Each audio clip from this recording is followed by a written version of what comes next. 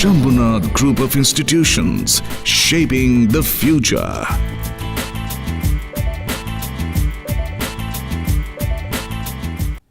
Good afternoon all of you. Today we are going to discuss about immunoblotting techniques. So first of all, what is immunoblotting? We are also going to discuss today about different types of immunoblotting techniques. So now first of all we are going to discuss what is immunoblotting technique. It is a common laboratory technique which is used to measure the concentration of an analyte into a solution. And what are the different types of immunoblotting techniques? The different types of immunoblotting techniques comprises ELISA, Southern blotting technique and Western blotting techniques. Now what is this? ELISA, E-L-I-S-A. It is enzyme linked immunosorbent assay. We have to understand these 5 words, that is enzyme linked immunosorbent and assay. This name is giving a reflection of its process, that is there will be a solution in which the presence of enzyme is there which is linked. There will be a membrane on which the absorption of the analyte will takes place. Enzyme linked immunosorbent and assay. Assay refers to a specification, or you can say a monograph which does the comparative study. So now we are going to discuss about ELISA. What is this enzyme linked immunosorbent assay? This ELISA technique is used for determining certain analytes. So first of all, the very first step into the ELISA is antigen is absorbed onto the membrane. In this we use the gel electrophoresis technique. In the very first steps in the gel electrophoresis, the sample is introduced, then the separation will takes place. Then after that the sample is transferred from gel electrophoresis to the membrane where the absorption will take place. So the first point is antigen is absorbed onto the membrane. After the transformation of the sample, after the transfer of the sample from gel electrophoresis to the membrane, in this we can use nitrocellulose paper or we can also use the Whatman filter paper. On that surface the absorption will takes place.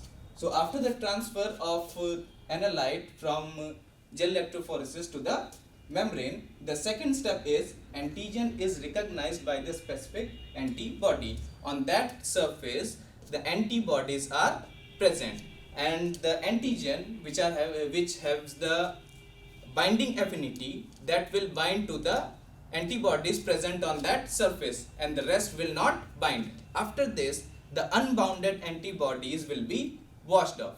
The washing process takes place, and in that washing process the unbounded antigen and antibodies washed off. This will left the bounded antigen and antibody, and that the bounded and again then the bounded antigen and antibody will again transfer to a solution in which there is enzyme labeled substrates are present. Then again the enzyme and substrate complexation takes place, and after the complexation of enzyme and substrate ultimately the product will be produced, and then it is analyzed by for its concentration, and then the result is given by the into the final step, that is substrate react with the enzyme to give the product, and then its comparative study is done with the help of monograph or with the help of other specifications. Now the ELISA consists of different types. This consists of direct ELISA, again indirect ELISA, and third method is sandwich ELISA. What happens in direct ELISA? In direct ELISA, the target protein is immobilized into a micro tube well where the labeled enzyme is present. After the immobilization, it is then incubated for certain time. After the desired incubated time, it is again washed, and after the washing, the analysis of this direct ELISA, the analysis of labeled protein takes place, and then into the condition of indirect ELISA. In the condition of direct ELISA, there is only one enzyme labeled protein is there. But into the condition of indirect ELISA, there are two enzyme labeled proteins, or you can also say two enzyme labels, antigen or antibodies are there. So into the case of indirect ELISA, the target protein first reacts with one enzyme labeled antibody, and then it reacts with the second enzyme labeled antibodies. That is, first it's react with the primary one, and then it's react with the secondary one, and then again the washing process takes place, and after the washing process the analysis of the target protein takes place. And what happens into the condition of sandwich ELISA? In direct ELISA, there is only one enzyme labeled antigen or antibody. Into the condition of indirect ELISA, there are two, primary and secondary. And into the condition of sandwich ELISA, again the target protein is immobilized with the enzyme labeled antibody, and into the first case, and followed by again it is immobilized but by another enzyme labeled antibody, but this time a specific. That is, into the second condition, there is a specific enzyme which is labeled enzyme which is immobilized by the target protein, and again the washing process takes place, and after the washing process the target protein is analyzed. Then we are going to discuss about Western blotting technique. We have discussed about ELISA, types of ELISA, direct, indirect and sandwich ELISA. Now we are going to discuss about Western blotting techniques.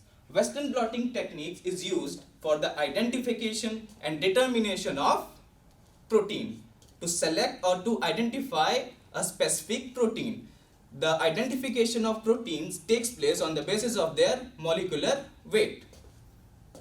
And into the case of southern blotting technique, the identification and you can say the separation of DNA takes place, a specific DNA. That is, it consists these both processes, they consist a mixture. But in the case of Western blotting, the identification of selected specific protein takes place, and into the condition of southern blotting, the selection and identification of DNA takes place. In all these processes, gel electrophoresis is preferred. First of all, the samples is introduced into the gel electrophoresis, separations takes place, they starts run from lower position to the higher, then they are transferred to the membrane, that is nitrocellulose paper or Whatman filter paper. On that, absorptions take place, the unbounded antigen antibodies are washed off, the bounded one is transferred to a sample solution where the enzyme labeled proteins and substrates are there. Then again the enzyme and substrate complexations takes place, and as a result they produces a product, and that product will again analyze for their specification, or you can say that product will be analyzed for its concentration, for its presence, in what quantity the specific protein is present. Now we are going to discuss the genetic organization of eukaryotes and prokaryotes. So the basic differences between the genetic organization of eukaryotes and prokaryotes are: first, in the case of eukaryotes, its cell's DNA packaged as a double-stranded DNA molecule. It refers as a genome. But into the condition of prokaryotes, the genome is composed of single double-stranded DNA molecule into the form of circle or loop. Second, again into the condition of eukaryotes, they contain 2 copies of each gene. But this is not the same into the condition of prokaryotes. Into the condition of prokaryotes, they contain only 1 copy of gene. Again, if we talk about the condition of eukaryote, transcription and translation occurs simultaneously. But into the condition of prokaryotes, translation occurs in nucleus and transcription occurs in nucleus and translation occurs in cytoplasm. Again, if we talk about eukaryotes, they are condensed into nucleoids, and if we talk about prokaryotes, they are condensed into membrane bound nucleus. So this is the basic difference between the genetic organization of eukaryotes and prokaryotes. Now we are going to discuss about transformation, transduction, conjugation, plasmids and transporons. Now what is transformation? As this name suggests, transformation, one place to another. So the transfer of gene from one place to another, the transfer of genetic material from one place to another, that is, if a cell named 1 and if a cell named 2, the genetic material from cell 1 is transferred to the cell 2. So this acceptance of cell 2 from cell 1, this considered as transformation. Now what is transduction? Transduction means introduction of a new genome, or you can say introduction of a portion of a bacteria into a donor one, into a new one. Then what is conjugation? Conjugation means transfer of genetic material from one cell to another, either by directly or by a bridge-like linkage. This is described as follows. If we talk about conjugation, this diagram will give you a very clear idea how the conjugation takes place.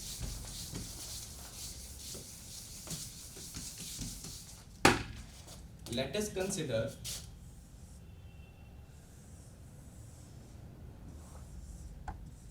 this as a host, host cell. Sorry. Let us consider this as a donor cell, and this as a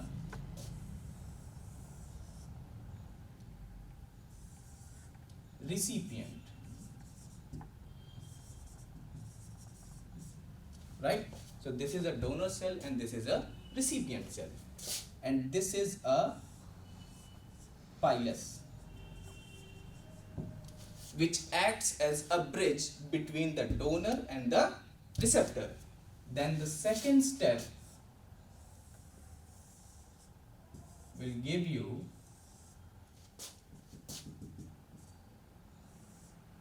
the idea of bridge linkage between the two cells, that is the donor and the recipient.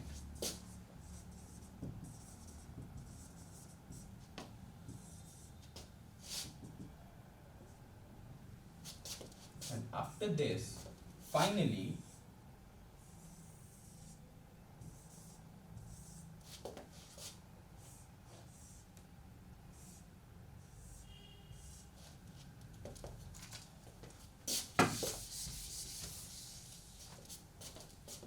into the final step, the genetic material of donor cell is totally transferred with the help of pilus bridge to the recipient cell.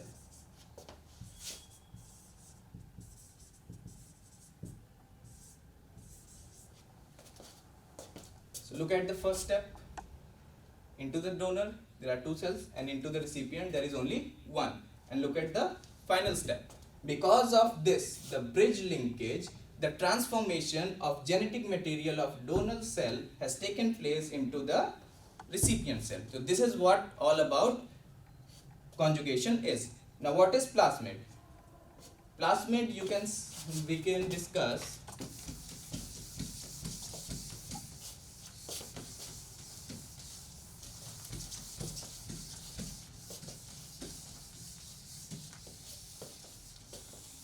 Plasmid is a DNA molecule which is separated from the chromosomes, and it can replicate itself automatically and identically. Then what are transporons? Transporons is a genetic sequence. Basically it refers to a translocation of DNA sequence. What is translocation of DNA segments? That is, one DNA sequence is translocated to a place where the DNA sequence is absent. So that DNA sequence takes place the empty DNA sequence where there is a requirement. So this comes under the transporon, sorry. Now after this, we are going to discuss a topic that is mutation.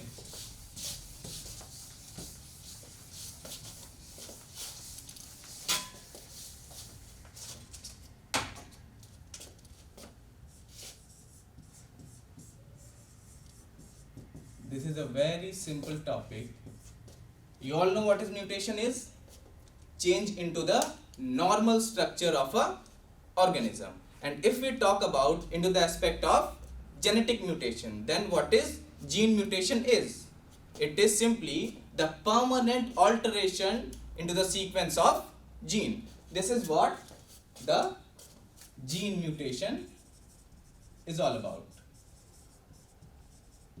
Now, how it happens, how it takes place, how the genetic mutation takes place. It takes place by different types. First, by insertion.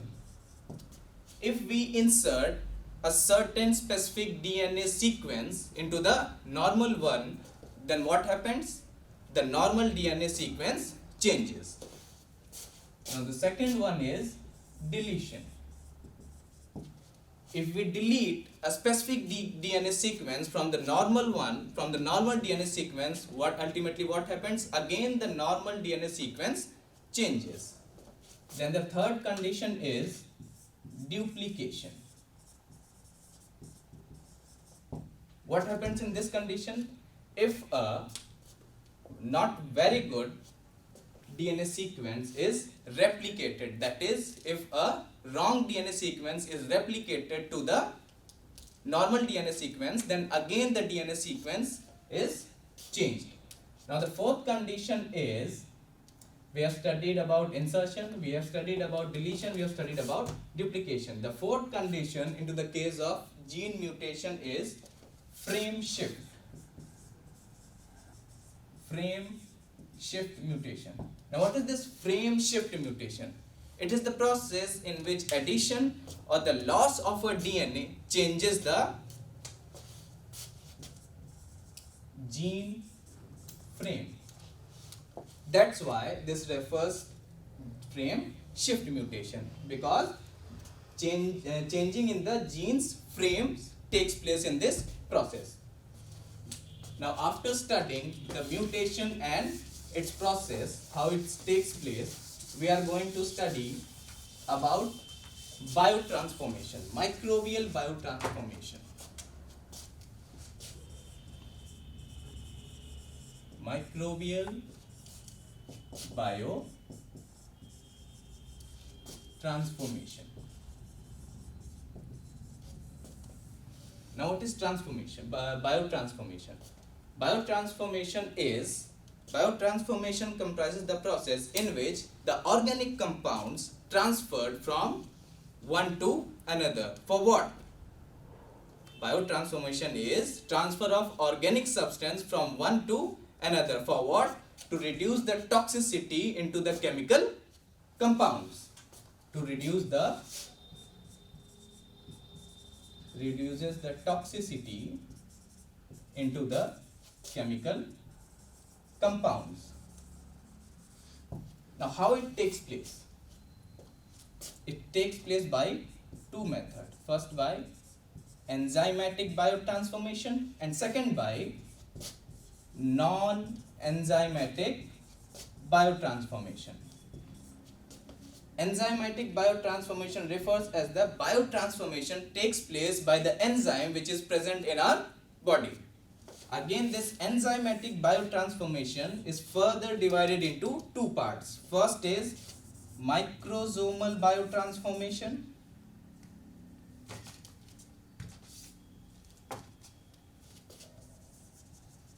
and second is non-microsomal biotransformation. Microsomal biotransformation takes place by the presence of enzyme into the lipophilic membrane. It takes place by the presence of enzyme into the lipophilic membrane.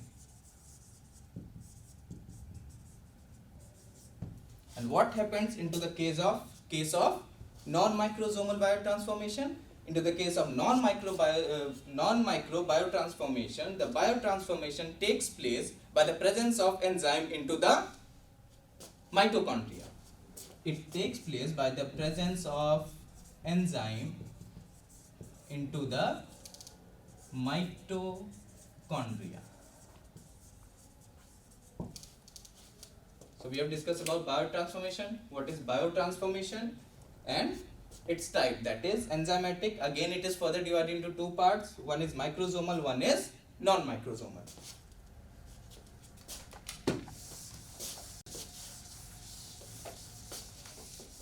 Now we are going to discuss the next unit, that is unit 3rd.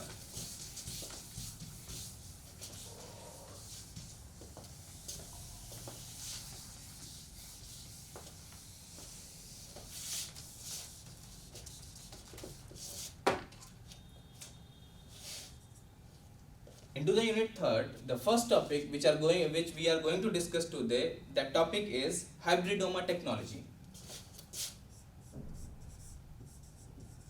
Hybridoma technology.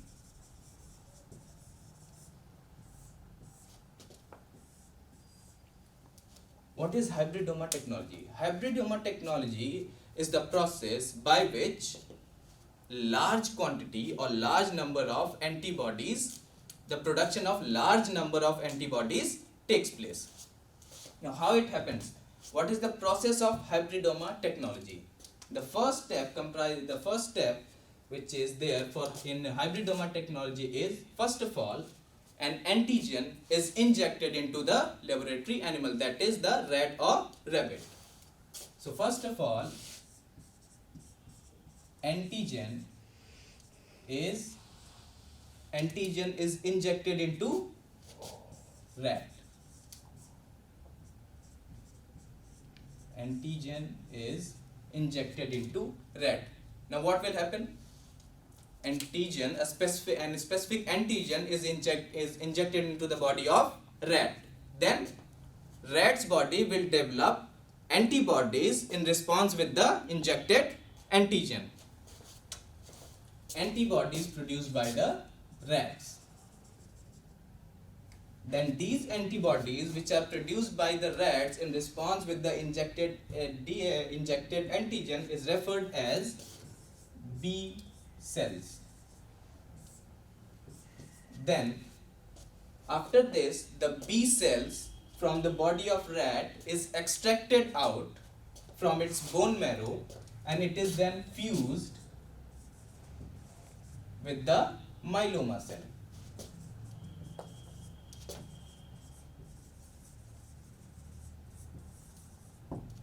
So till now what happens? Antigen, a specific antigen is injected into the body of rat.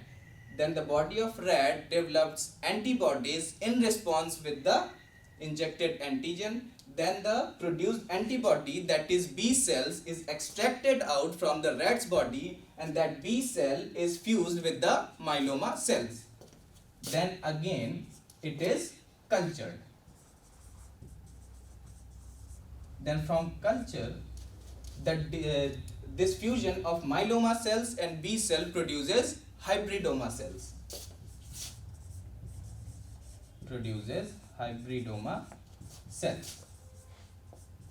Then from this fusion, the desired hybridoma cells are again taken out. The desired hybridoma cells are taken out, and they are once again cultured. The desired hybridoma cells, which is produced by the fusion of myeloma cells and the B cells, which are extracted from the body of rat, is again cultured with the suitable medium.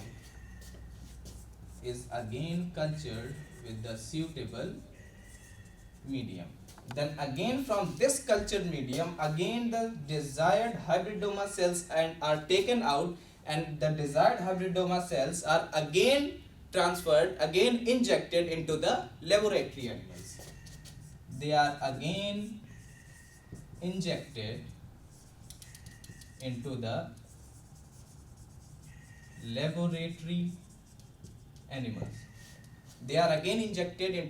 laboratory animals. For what? For the production of monoclonal antibodies. They are injected again to the laboratory animals so that the body of that animal start producing monoclonal antibodies. And again the produced monoclonal antibodies are again extracted from the body of animals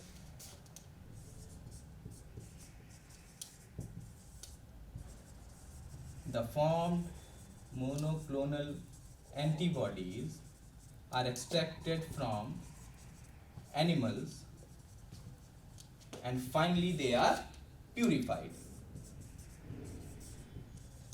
The purification process takes place by ion exchange chromatography,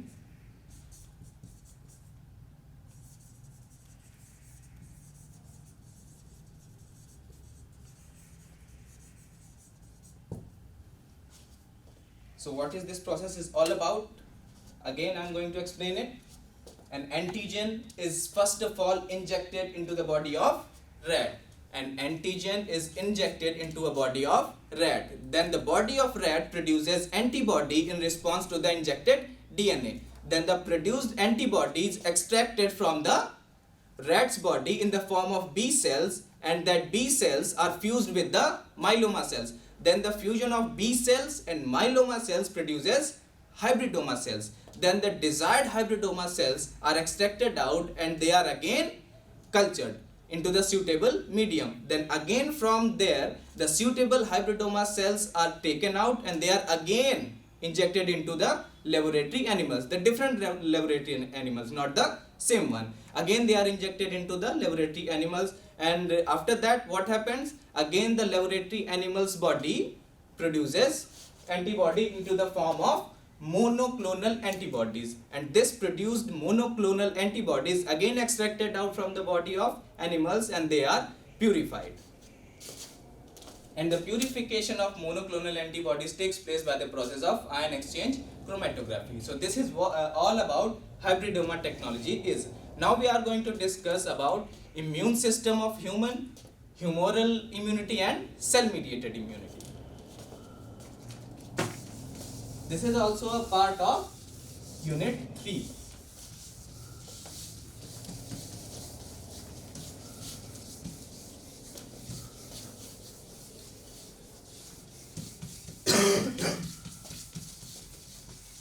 We have discussed everything about unit 4 and now we are going through unit 3.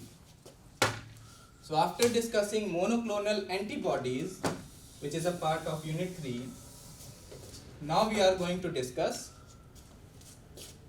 about immunity and about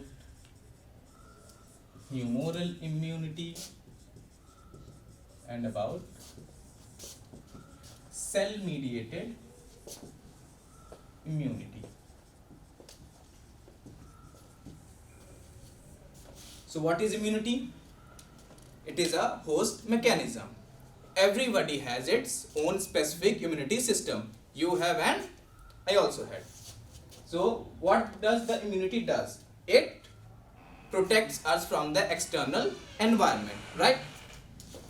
So this is all about immunity. And what is humoral immunity? Humoral immunity is mediated by the antibodies. It is also found from the humerus, or you can say body fluids. It is found in humors and body fluids, and it is mediated by antibodies, whether into the condition of as well as into the condition of cell mediated immunity. It is mediated by T lymphocytes and it shows its effect against infection caused by viruses, fungus and bacteria. Now we are going to discuss something about immunoglobulins. What are immunoglobulins? Immunoglobulins are the antibodies produced by the plasma cells. Immunoglobulins are the antibodies produced by the plasma cells.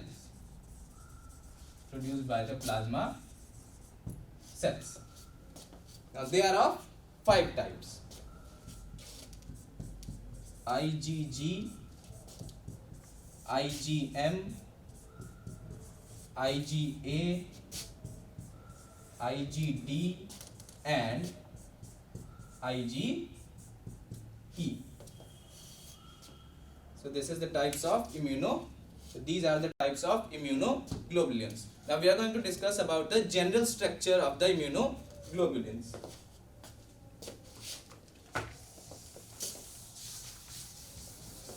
The general structure of the immunoglobulins. All the other types of immunoglobulins, that is IgA has its specific structure, IgG has its structure, IgA has its structure, IgM also has its structure, but there is a general structure for immunoglobulins, that is this.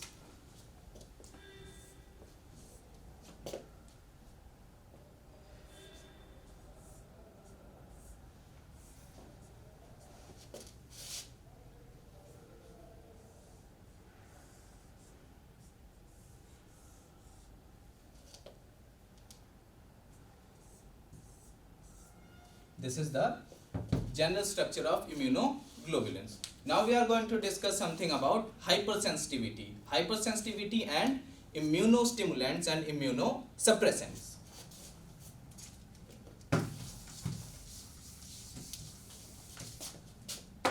What is hypersensitivity reactions? Sensitivity reactions is nothing but the reactions produced by the body's immune system itself. It may be like rashes, it may be like redness on your skin, and it may be like red boils. So hypersensitivity reaction is the reactions produced by the body's own immune system. Now what are immunostimulants and immunosuppressants? The agents which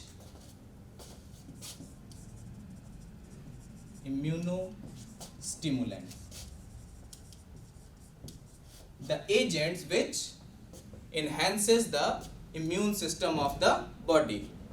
They are considered as immunostimulants. For example, growth hormones. Growth hormones stimulates the body's immune system. Growth hormones. Now what are immunosuppressants?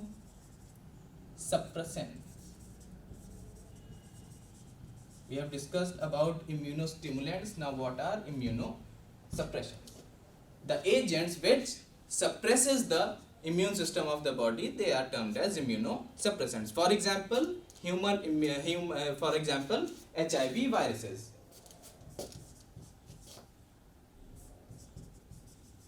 They suppresses the body's immune system. Now after discussing immunity, humoral immunity, cell-mediated immunity, immunoglobulins, types of immunoglobulins, we have discussed about hypersensitivity reactions, we have discussed about immunosuppressant, we have also discussed about immunostimulant. Now we are going to discuss about the storage condition of vaccines.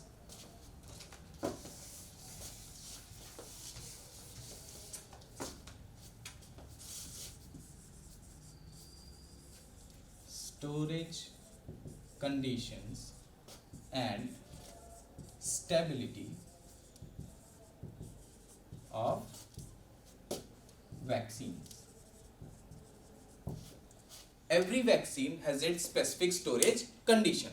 For example, like certain vaccines requires cold temperature, that is 2 to 8 degrees Celsius. So we have to provide the required temperature to that vaccine, because if we don't, then what ultimately happens, that vaccine will lose its efficacy, right? For example, if a vaccine requires cool temperature, that is 8 degrees Celsius to 24 or 25 degrees Celsius, so we have to provide that required temperature to that vaccine, because if we don't, then ultimately what happens, that vaccine will lose its efficacy.